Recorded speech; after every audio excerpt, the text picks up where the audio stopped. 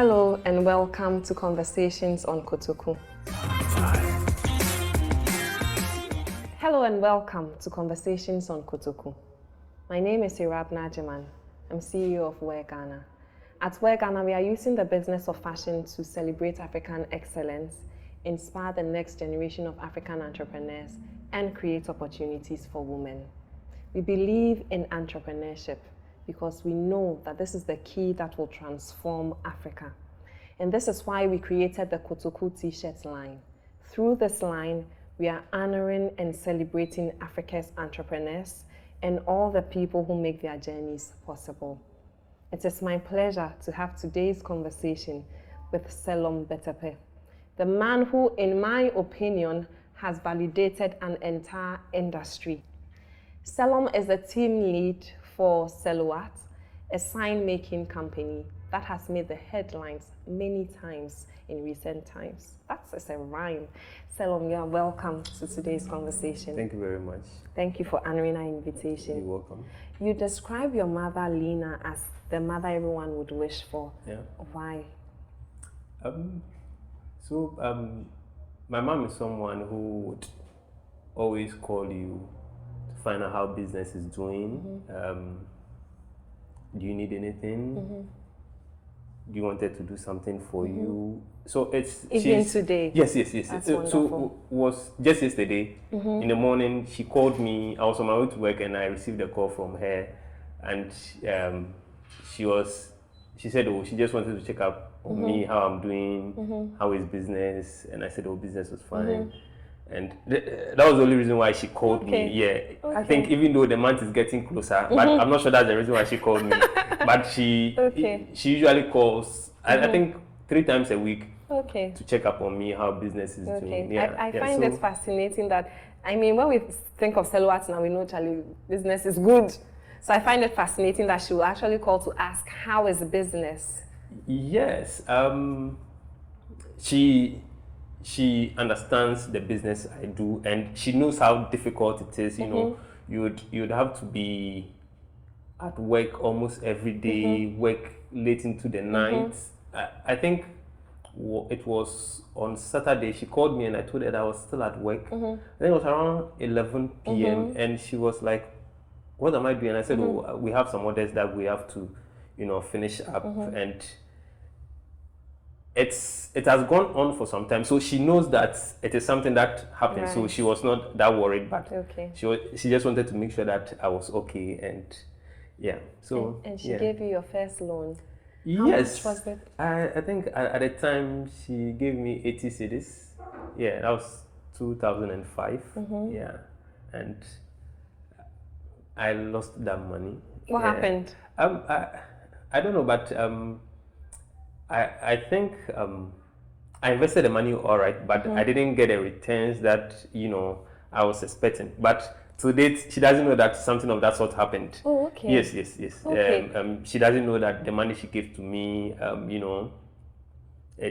things didn't work out. That I had to, look for money myself to, get things going. Was the investment for Seloart? Yes. It was for Seloart. Yes. Okay. What were you using it for? Okay, so I was supposed to buy paints and few materials to get a business running. I bought them all right, but I didn't get any job to do, and the paints are such that the longer it stays, it cakes and all those things. So eventually, I didn't get to use them. Yeah, so I lost that money. Yeah. Where did this all start? Because before this, the camera started rolling, we were trying to find, when did Selorm start? Like, at what point did he become an entrepreneur? We had to go. So it started way back, 2000. Yeah. 2000. The year 2000 when I finished school. I had to do few jobs like carpentry. I had a rabbit farm. I sold oranges. Yeah, just to for me. I believe in results. Anything I do, I want to see results. Yeah, and for me, anything that would make money, I would go for it, provided it's legal. Yeah, if it's legal, I would go in for it. Why not? Right. I'm making money, so yeah. And I personally, I think that had it not been for Seloart, I wouldn't see the business of sign making the way that I see it now because of the business you've built. And it makes me wonder, what did you see that made you tell yourself, this is what I want to do with the rest of my life? Well, I noticed that I've done my research, gone to YouTube, Okay. and I knew what I wanted to do in future. So I started researching all those times. I started researching on sign making. So I knew where I was going. So right from the word go, I started. So I noticed that what I wanted to do, there was nobody, doing it in Ghana. Initially, I wanted to go into the army. Okay. Yeah. Which is interesting. Yeah. So why? My dad was a military man, Right. so I also wanted to go into the army as a senior officer. I'd wanted to go into the army and create a department for sign making itself. Yeah. Because in the army. Yes. Right. Yes. In the army, they have a division that does sign making and all these things, but they are For not what? that We are established. going to war, then they make the sign. Yes, Or what kind of signs do they make in the army? It's a whole unit on its own that that's most of the signage works for the army. Yeah. Okay. What kind of signs does the Oh, army like make? the branding of their vehicles, writing on their vehicles, their directional signs, and all those things. Yeah. So my idea was to go into the army and then create a unit that would be more robust, to fit the industry, and it was not going to work for only the army. It would work for outsiders and all those things. But that dream didn't come true. Did you try? Yeah, Did you try out? I think I did, but I would say I was not, very serious about it. Okay.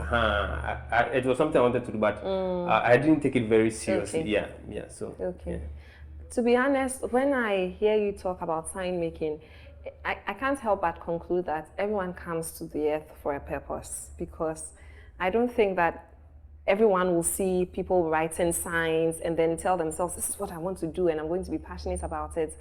And had you seen any businesses, sign making businesses that were profitable, that were big, that were attractive, that made you think this was an area you wanted to venture into? So there was this Chinese company in town way back in 2005, 2006. They did my printing for me. Okay. And I would send my jobs there, probably take about 2 or 3 days for them to get it printed. And they had a lot of machines. The owner was a Chinese person, so, and in China, sign making is a big business in China, so he had come to Ghana to establish. And I was telling myself, there is no Ghanaian who have those resources, to pull, the big strings.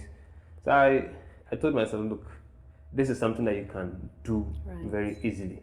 Right. Yeah, so basically. You've been in business for 17 years. Yes, officially 17 years, but unofficially 20 years. My goodness. Yeah. What has kept you going from where you started till to where you are now? For me, one thing I would say is I think I have a very solid team behind me. Right. Yeah, right from start. Yeah. So now I have a very solid team, helping to shape the Seloart dream. Yeah. So that is one, and discipline is key in what I do. As a son of a military man, you are trained to be disciplined in everything that you are doing. Yeah. So basically, the team that I work with and discipline, and that's something that's keeping. What does discipline mean to you? What does it look like in your everyday life? For me, it is simple. My work is more of you handle more of cash. It is yes, on daily basis. Right. And Sikabo. you see cash coming in, and if you're not careful, you might think that the cash is for you. But clients are making payments, you'd have to purchase materials and get jobs done and all those things. So if you see the cash coming in like that, you might think that, oh, this is money that I can use, I would get another time and then replace and then do the job for the client and all those things, which might end up not being what you are thinking. You might end up using the money and you don't get a job done. So discipline is something that has, really shaped my life and the business that we are doing. Right. Yeah. And the other thing which you spoke about was the team that you have. Yes. How did you go about, was there any intention behind, I'm going to build this type of team, or do you think it happened along the way? No, it was deliberate. You don't have people trained into sign making. So I have gone for training extensively outside the country. So I know almost everything about the business. Yeah. So I had to bring in people, train them to to our standard to do the work. Right. Yeah. So Right. yeah. You were in the news not too long ago, and you were being celebrated for having built a facility for your employees. What's the guiding principle for you when it comes to you and you call them team members? Yes. It's always my team member. What is it? What's the guiding principle for you? Well, for me, at Seloart, we're a big family. I usually get upset when they are doing boss, those issues. We are working. We want results. It's basically coming together. To give results. We are one. There is nothing like, yes, I'm the team lead, but you have to come to the level of your colleagues. Give them the level of respect. You want them to respect you. Give them that level of respect. So it's basically you give them that level of respect. The business is moving on. It's as simple as that. Right. Yes. Your factory. Yeah. State of the art. Yeah. It's beautiful, it's magnificent. And when one thinks of where you started and where you are now, one can't help but wonder, what is it? Like, what are some of the things that you have done that have kept you growing from stage to stage to stage? For me, this is what I'm saying. I always want to see results. When I'm doing something, I want to see results. I want others to also see the results. If my team members are seeing that the business is improving, we are expanding, we are bringing equipment to make the work easier for them. They feel connected. Yeah, rather than you making profit and it's only the CEO who is enjoying those profits. It doesn't really augur well. They also need to feel that effect. So yeah. So our factory, it's something that I'd dreamt of. To put up. It was something on my heart to get it done, because we were renting and it was also something that I was happy about. We needed to get our own place. We needed to work on our own terms, our own times. When you're renting, you have limited time to, for example, where we were, the landlord was just behind the building. So at a certain time, landlord is sleeping, your AC is on, making noise, your machines are making noise. It was not helping. So yeah, we needed to move to somewhere that we would call our own. Yeah, do things in our own terms. Team members are able to move on time. When there are orders that are delayed, they are in a safe environment to work, overtime, overnight, and all those things. So it was more of the safety of the people, doing the work. Right. Yeah. So. Right. And I think your commitment to the team, it shows, because yes, you needed a place where they could be safe, but you also made it a very beautiful environment so that they could be comfortable. Yeah, so at 32 Seloart Square, that's where creativity thrives. I want team members to come to work and feel comfortable. it's somewhere you would want to call home. Right. When I leave home, my office is my next home. Right. When I get there, I feel comfortable. I'm able to think. I'm creative when I'm there. I'm able to do things, and you will be amazed when you come there. When you get there, you really feel home. You feel like home. Yeah. So tell us about the things that you are doing. You added, for example, Seloart homes. Yeah. So what's the range of services that you're providing now? Seloart homes is basically into furnitures. So because we have machines that does steel cutting and fabrication. Yeah. When we went on lockdown, I was home and I was asking myself, you've got all this equipment and you've not done anything for your house. So when the ban was lifted, I got to the office. The first thing I did was I did some sofa, 2 sofa with a center table. Yeah, that was the first thing I did. I actually want to take it to my house, but eventually somebody bought it. Okay. So that's where the whole thing started. And I was like, oh, this is a good idea. I can make additional income from here to do other things for the company. So yeah, so basically we do furniture. We do steel gates, access gates, anything furniture fabrication, we can get it done. So that's for Seloart homes. Yes, that's for Seloart homes. And for the other arm of Seloart. Yeah, so the other arm of Seloart is where we do the signages. Yeah, so Seloart was created to do signages. Yeah, so that's our core business, sign making. For someone who doesn't know what a signage is, what's a signage? Oh, so basically you are building a business, you've rented a shop, you want an ID in front of your shop, so a 3D sign, a flexi sign, and internal wall sign, so cutouts. Like yeah, we get all those things done for you. Yeah. Right. What does the future look like for Seloart? For me, the future is very bright for Seloart. Now what we are looking at is building Seloart Park. I think it's Seloart about Park, Seloart Park. Industrial park. Yes. We are building. Amazing. Yes, we are building an industrial park for Seloart, which is going to consist of fabrication, sign making, auto spraying, woodwork, as well. Yeah. So the future is. What are the timelines for?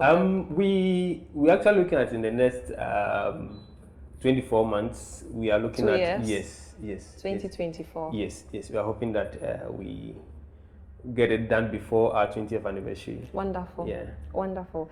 You use social media in a very interesting way, and personally, for someone who my day is always very interesting. I'm like, how is Seloart able to do all that he's doing and be on social? First of all, do you have someone behind your account? No. You're the one. I'm the one posting everything. Yes. You're a magician. Yes, and now to my question. You use social media in a very interesting way. I don't think I see you doing a hard sell. That we have these products, come and buy. But you interact so uniquely on social media and build relationships so much that it leads to the place where it comes to the business and helps us to grow. Like, why do you do it the way you do? Is it intentional? Is it just you being you and the rest is just the side effects? Yeah, it's deliberate. You are dealing with people. Somebody will go to work, come back, the person is stressed. The person comes on social media, it's politics here and there. So we have this, jokes that I'm posting, people come and laugh, interact. Once in a while, I post some of my works, online, once in a while, but it's not something that I usually do, but once in a while I post and people begin to find out, what does this guy do, and all those things. And I think also, most of my friends on social media knows what I do. Yeah. So when somebody needs something, they just they'll just be tagging me. Yeah. Yeah.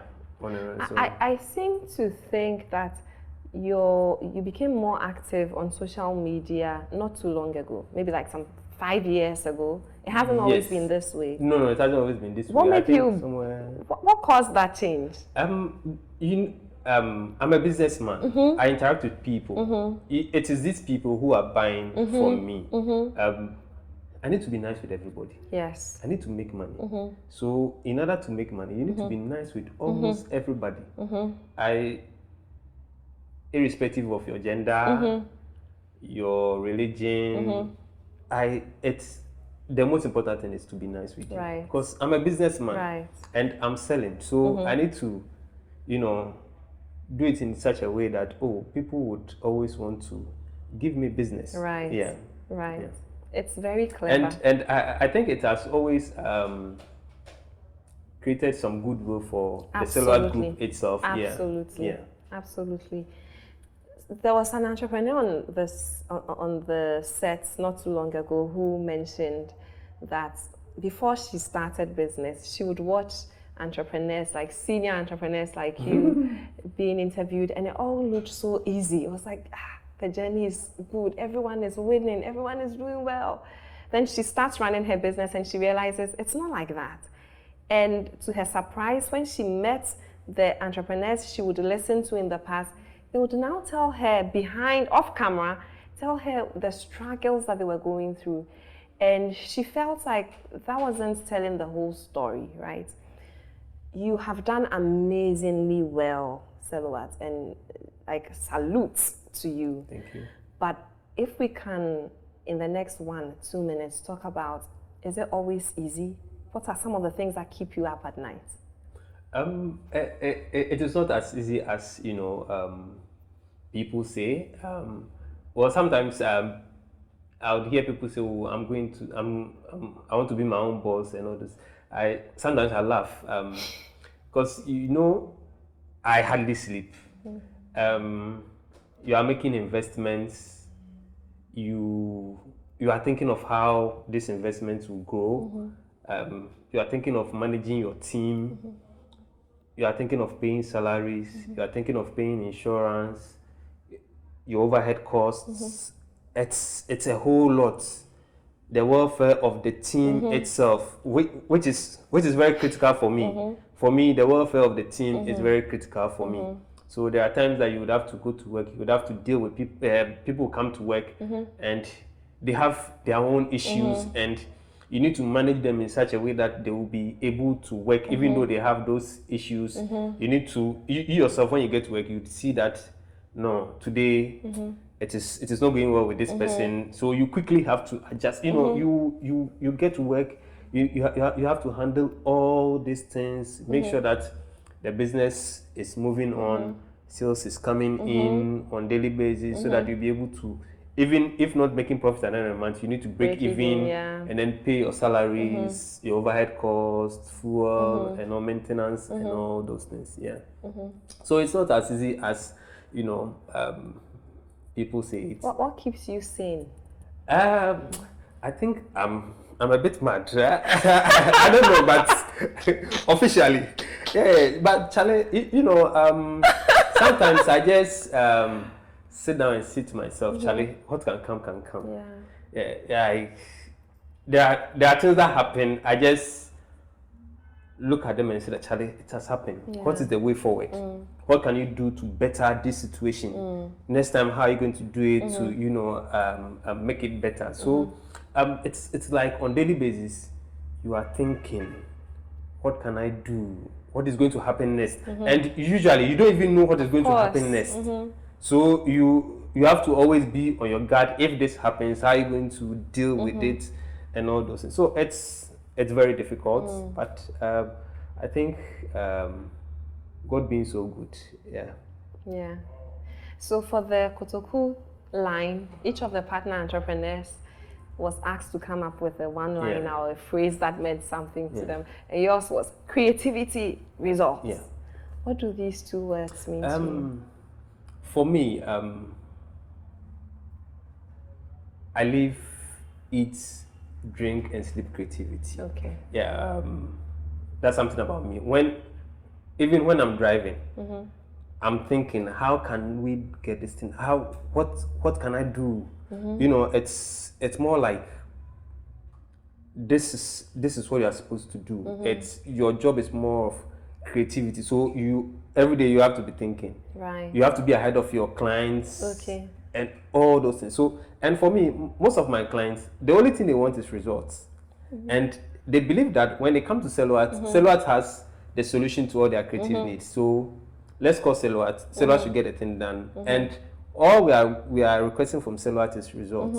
I recollect, I think 2 weeks ago, we were working on a rebranding project, and we were on a Teams meeting, and we're discussing how to execute the project and all those. It was a very difficult task for us within the time frame that they had given us. And one of the team members of the company that we are working on said, "Yes, we know the job is difficult. That is why we paid you to do the job." I was like, ah. So I when he said that, I've been thinking about it, and I was like, look, a lot of people are relying on you, so you need to be creative. Yeah. It is what is driving your business, and creativity is what is driving Seloart. Right. Yeah. So creativity is something that we are very passionate about. Yeah. Yeah. And it sounds to me as if creativity to you, Selorm, means finding ways to make the thing that needs to happen. Yes, exactly. You know, Exactly. when people use creativity, well, people use it in all sorts of ways, and sometimes it's like creating something that's nice. In fashion, for example, creativity is that I can make something really nice and what. But it sounds to me like for you, it is results. Yeah, results. Yeah. We have to make this thing happen. Work, What are the ways that we get to?